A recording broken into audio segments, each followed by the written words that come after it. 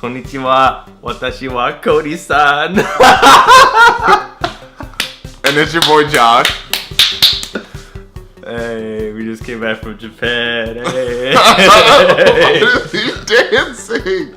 No, the Japan trip was epic. We went to maid cafes, we went to onsens, we went to Sky Tree. We saw most of it, definitely not all of it. And this was our trip. Welcome to What Is Life. It's your boy Koty. And it's your boy Josh. So recently, we've been to Japan, and I've been a couple times already, but this has been young Josh's first time. So, I have a couple of questions to ask Josh about his initial experience into Japan. Shoot. Alright, Josh, first one is, what did you think of Japan before you went? Just give me like a quick overview. Honestly, I thought Japan was going to be much more cartoony like. I mean, like, a lot of people's experience comes from whatever you see on TV, and then more particularly anime, however they portray Japan. And I thought it was going to be somewhere there's a lot of outgoing people, but then they're also like respect and disciplined. And so it was a lot more in-your-face people for the tourist areas, right? You know, if you go to Times Square, you're going to see like Iron Man or the Hulk dressed up or whatever, trying to take a picture of you and in your face. And in Japan, it wasn't like that.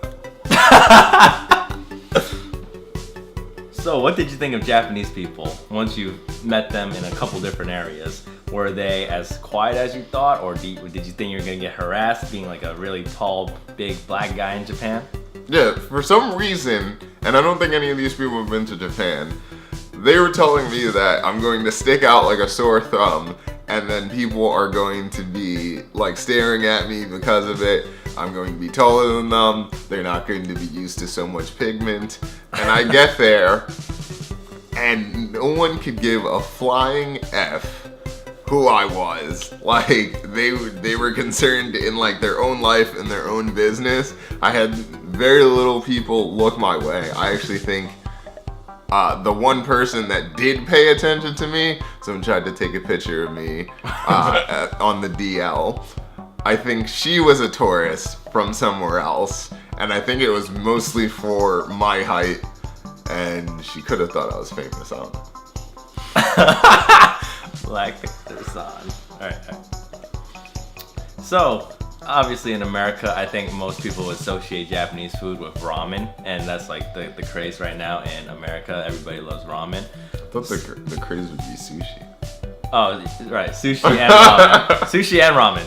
But when you went to Japan and you've experienced all these different types of foods, what would you think about the diet in Japan and their, Japanese cuisine? That's not ramen and sushi, of course. Sodium. That's all I know. Everything seems like it's loaded with just like MSG and like salt.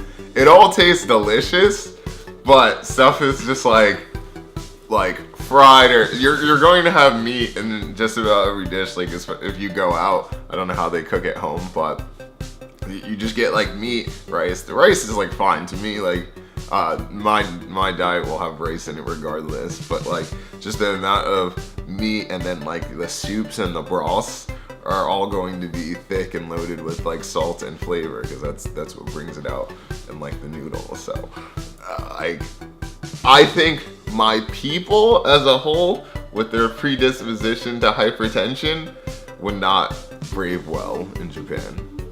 Interesting you say that, because Japanese people are known for like more clean diets where they eat a lot of rice, vegetables, and fish. But that just would be more so home cooked foods, because we did go out and eat all our stuff. Yeah, it was like 4 dinners per day. I think this one's unavoidable. Anybody who goes to Tokyo or the big cities in Japan have this experiences of the konbini, or convenience stores, and being to a 7-Eleven, a Lawson, a Family Mart every single day. How is your love for them right now? I am pro Family Mart, but the other time that I went on that side of the world, I went to Thailand, and the first thing I learned about them is that they have 7-Elevens around every corner. But the 7-Elevens in Japan were extra decked out because they have like most of the food that you would think, hey, I would go to Japan for to get good food. They have some type of version of that in the 7-Eleven. You want ramen? Add water. You want onigiri? Yeah, it's there. You want sushi? It's right there. You want any type of bun or bread or like sweet roll? It's there. Alcohol galore. Strong zero, ciders, different beers. I think I thought Sapporo was like the most famous, but it's really Asahi, right? That's like the Bud Light over there. And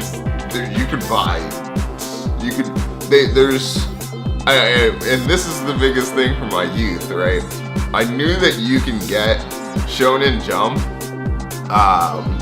like everywhere in Japan, and it comes out weekly. However, you could buy like graphic novels galore. They have like a full shelf at just every convenience store that ranges from kiddie stuff, mainstream, all the way up to the more risque stuff. But it just blew my mind the amount of the consistency and the range at which they need 7-Eleven to fulfill. So, being an anime weeb trash yourself. What is that trash? Well, when you went to Japan, did you see as much anime as you thought you'd see?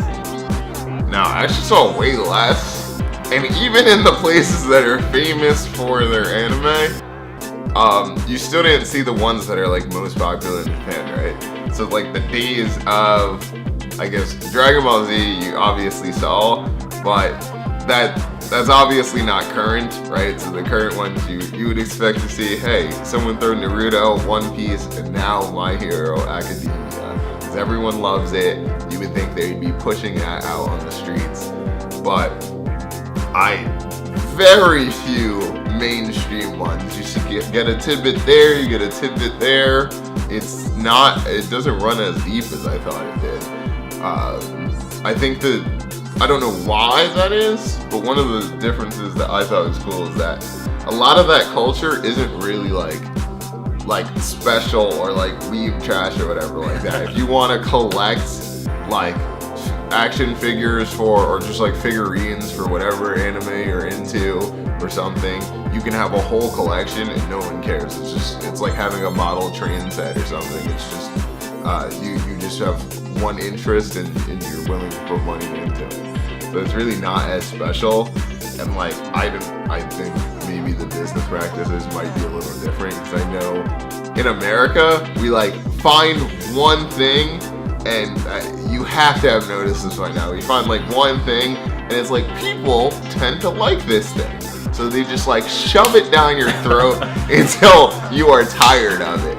Think about it, like if there is a popular meme or like fidget spinner.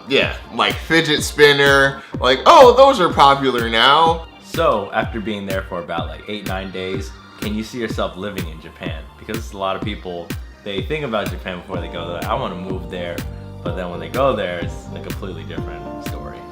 So I will say, I F's with Japan. First of all, it's like really cleanly. Stuff that I couldn't imagine was possible in a city, they're able to pull off in the 3 major cities I was in. But my limiting factor, so I think that they have an interesting way of life. Like, I think I could get down with, I'm very like to myself, so it doesn't bother me that like I'm walking down the street and everyone doesn't care if I'm dead or alive, right? I love with the service, the no tipping, all that good stuff. The things that I would take some adjusting, and then things that I couldn't handle, it's probably taking some adjustments is like the bathrooms. The high-end bathrooms in our Airbnbs, those have to be high-end, where the whole bathroom, or the whole like shower tub is combined and it's a whole room that's just waterproof. And like but it's only like a height for like someone who's like 5'11". So it's like this weird, I don't know, like hybrid that would take so much getting used to. The washer dryer combo, they have like washer dryers that's actually in one, not in like a standing unit, where like you can wash your stuff like you would do here, but then it takes 4 hours to dry because it's like done with something that's like the strength of a hair dryer. And it's not in a different unit, so it can't just like blow in from all sides. It has to be in something that can be closed enough to be water sealed while it's washing. That and probably the smaller units, because the Airbnbs that we were in were probably for like 5 people. But if you were actually gonna live there and I was gonna get a 1-bedroom, it'd probably be much smaller. For in those nice areas too, probably way more expensive than I would ever want to be. Things that would be limiting factors. I don't really speak Japanese. If I learned it, one guy laughed at me for saying thank you. I will never forget it. For some reason, it stuck with me the whole 23-hour flight home. I'd never forget it. I thought I pronounced it correctly. But things that I think would be the best part of moving to Japan is the train system. Being in New Jersey, love to drive, moved to New York. Now I hate to drive. Public transportation is GOAT. So I would love taking the train, even if it's like for 2 hours or something like that. It's like the best part of New York, where like people just like leave you alone and you can like take the train. No one cares if you live or die. But these people actually do care. They respect your space. They keep things clean and neat, and like you have good service, so you don't have to do all that nonsense. And they're hardworking business people, so I think I could fit in with whatever my job decides to be. And I think the food is delicious after like 10 days there. And trying to get all the cuisine in, I think we still missed like 1 or 2. And yeah, more than 1 or 2. I could definitely eat that for a while, and just like their bowl of rice, whatever quality rice they use, and whatever $1,000 rice maker they make it in, it's delicious. You can just throw some vegetables on top of that, and I'll be straight. That's basically it. All right, so I got some rapid fire questions for you. I'll just say one word, and you answer it in less than 10 minutes. Okay. Food. Fantastic, crispy, salty, curry. I need to get my hands on that rice. Matcha for days. City. Tokyo, neat, expensive. Kyoto, cultured and spacious. Osaka is lit. Kobe is bae. Onsen. Relaxing, cheap, smelly, hot, naked. People. Balenciaga, Gucci, Louis, Fendi, bougie, short, kind, helpful. Girls. Hanari, Sumimasen, Maid Cafe, all shapes and sizes, karaoke, they're not shy, and one girl with an eye patch. And they also do not look like anything that Japanese people put in the media. Right. Bars. Bars, super small, stay super late, go hard. Transportation. Punctual, fast, clean, soft, women's only car. Housing. Small, bathroom, heated floors, capsule hotel. Nature. Sakura, onsen, mountain, snowboarding. The last question I have for you is, would you go back to Japan?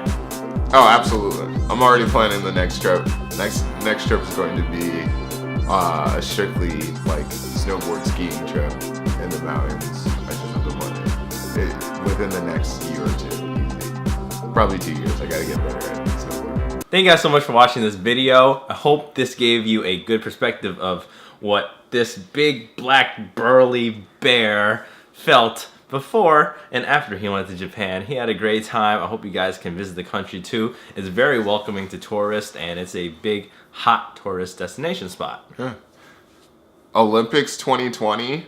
A lot of people speak English now, so you barely have to translate at all. And if you're lucky, someone will laugh at your Japanese. So if you like this video, hit that subscribe button, hit the like button, comment below, share these videos with your friends, and if you have Instagram, follow us on __islife, and we'll see you next week in another great video. So I'm gonna get this camo. I got ladies going, oh damn yo, cause I'm still going, no beat needed. I'm about to disseminate, they get seated. So the country's back with we have Chinese, and I'm about to go off no beat.